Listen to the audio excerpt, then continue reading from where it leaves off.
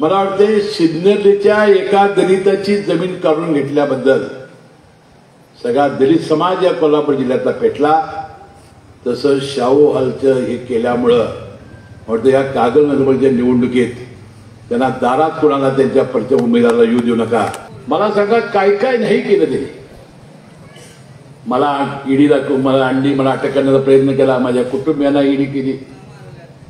बंधूंनो, ही निवडणूक पहिली होती की सगळ्या राजकीय पक्षांना पैसे देऊन विकत घ्यायची। दसरा आणि दिवाळीच्या मध्ये आईला 7.5 आणि मुलीला 7.5 15 हजार रुपये आले। बाजारपेठा फुल झाल्या। ज्यांचे पैसे जिल्ह्यामध्ये ते बँकेच्या आमच्या शाखेत येत आहेत त्यांना 30,000 रुपये। काही करायचे तुम्ही 2 बायका घेऊन जायच्या, तिला 30 तिला 30 तिला 30 तिघांनी तयार करायची एकमेकीवर 30,000 घ्यायचं।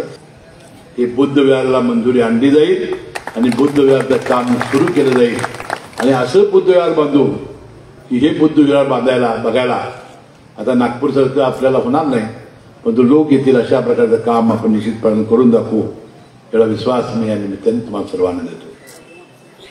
पण आता उल्लेख सगळ्यांच वक्त्यांनी केला की कागलमधलं आपलं जुनं तहसीलदार ऑफिस, पोलीस स्टेशन, जेल आणि शाहू हॉल हा जो एरिया आहे आणि जनावरांचा दवाखाना हा पूर्वी छत्रपती शाहू महाराजांनी आपले भाऊ बाळ महाराजांना दिलेला होता, भाऊ बापूसाहेब महाराजांना, आणि मग ते परंपरेने आला। 1923 साली ब्रिटिशांनी तिथं तहसीलदार ऑफिस केलं।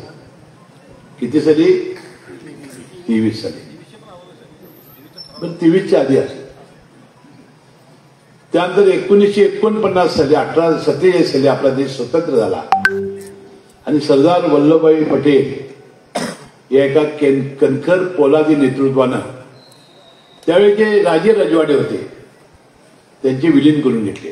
म्हणजे निजामाना या देशात आणलं। आमचे सातारचे राजे असतील, कोल्हापूरचे राजे असतील, या सगळ्यांना अनेक राज्य सगळीकडे होते संपूर्ण देशभरामध्ये आणि त्यांना एक संरक्षण दिलं 1949 साली की अशा ज्या प्रॉपर्टी या राजे रजवाडी सरंजामदारांनी ब्रिटिश काळात सरकारासाठी वापरण्यासाठी दिल्या असतील ती त्यांची खाजगी प्रॉपर्टी समजावी। बंधूभगिनींनो, कागलचं तहसीलदार ऑफिस वरती गेल्याबरोबर राजेने काही केलं नाही। ते म्हणजे कागल शहरासाठी राहू दे तिकडं। खरं ह्या गड्याकडं सत्ता आल्याबरोबर ते एकदा कवाम आमदार ऑफिस मी काढून घेईन, जसं सिन्नरची कांबळ्यांची जमीन काढून घेतली तसा टप धरूनच बसला होता बडी विचार। सत्ता कशासाठी पाहिजे होती? कशासाठी त्याला आमदारकी पाहिजे होती? की अशा ज्या प्रॉपर्टीज होत्या त्या जनतेच्या होत्या, यांच्या कुठल्या होत्या? 100-150 वर्षापूर्वी दिलेली प्रॉपर्टी आणि मग त्यांनी एका रात्रीत सिंधुदुर्ग जिल्ह्याच्या त्या भूमी लेख अभिलेख जो असतो म्हणजे सिटी सर्वेचा अधिकारी त्याला भाजपमध्ये होते, दबाव आणला गेला आणि त्यावेळी त्यांनी त्या सगळ्याला नाव लावून घेतलं त्या तहसीलदार ऑफिसला वगैरे। आज मी संबंधित घटनेला सांगू इच्छितो की नंतर 1971 साली इंदिरा गांधींनी ह्या सगळ्या वतनं खालसा केली। ही सरकारच्या मालकीची केली, तुमच्या मालकीची आता राहिली नाही। त्याचा जरा कायदा वाचा। तुम्हाला कोणत्या वकिलांनी सांगितलं असेल ते कायदा 1949 काढून टाका दौडला। इंदिरा गांधीने सगळं खालसा केलेला आहे। फक्त सातारच्या राजांची, शिवाजी महाराजांचं, उदयनराजे त्यांचं तेवढं ठेवलेलं आहे। बाकीची सगळी जमीन ही आपली झालेली आहे। हे सगळं मालमत्ता तर त्यांनी कोर्टात दावा केलेला आहे, त्या पुण्याला चालू आहे। रोज मुख्यमंत्र्यांच्या दारात जाऊन बिचारा बसलेला आहे फोन करा म्हणून सांगायला। म्हणजे मला वाटते सिन्नरच्या एका दलिताची जमीन काढून घेतल्याबद्दल सगळा दलित समाज या कोल्हापूर जिल्ह्यातला पेटला।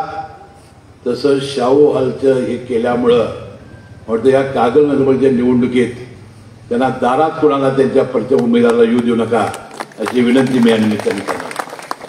त्यांना अजूनही माझी विनंती आहे, मी काय त्यांच्यावर टीका करणार नाही, कारण त्याचा पराभव झालेला आहे. लोकशाहीमध्ये जे पराजय होत असतात मी त्याला फारसं त्यांच्यावर काही वक्तव्य करणार नाही.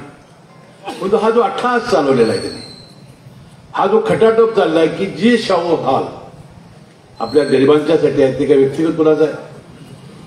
आता त्यासाठी अनेक ठिकाणून आम्ही निधी आणतोय.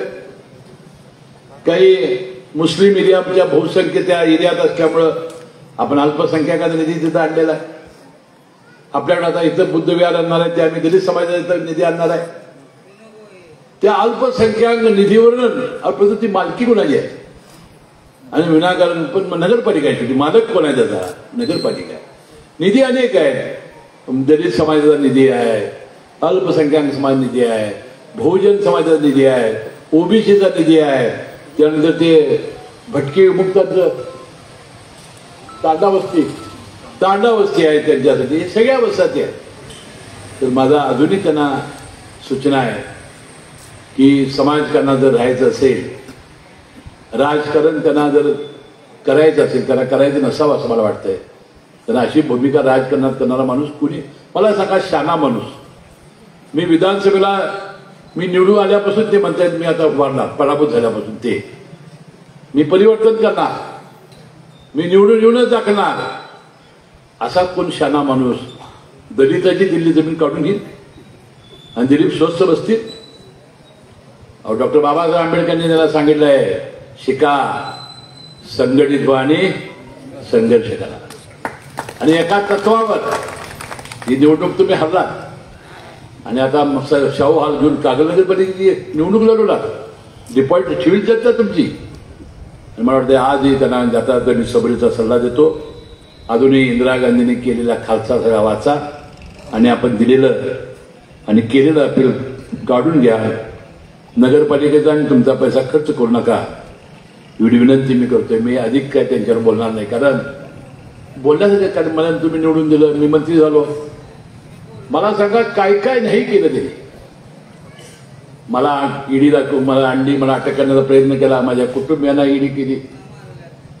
बंधू, ही निवडणूक पहिली होती की सगळ्या राजकीय पुढाऱ्यांना पैसे देऊन विकत घ्यायची. मतदानाचे पैसे दिले सगळ्यांना.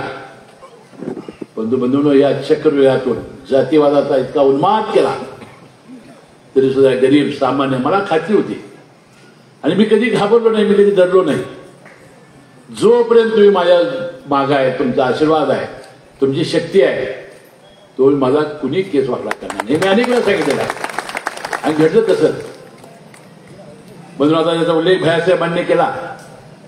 लाडक्या बहिणीची योजना आम्ही 1500 केलेली आहे, 2100चं वचन दिलेलं आहे. आम्हाला माहिती आहे की नगरपालिका जिल्हा परिषदेच्या वेळेला आम्हाला 2100 तुम्हाला करावं लागेल. त्या गेल्या निवडणुकीच्या वेळेला दसरा आणि दिवाळीच्या मध्ये आईला 7.5 आणि मुलीला 7.5 15,000 रुपये आले. बाजारपेठा फुल झाल्या. तुमच्याकडे पैसे मागायची गरज लागली तशी.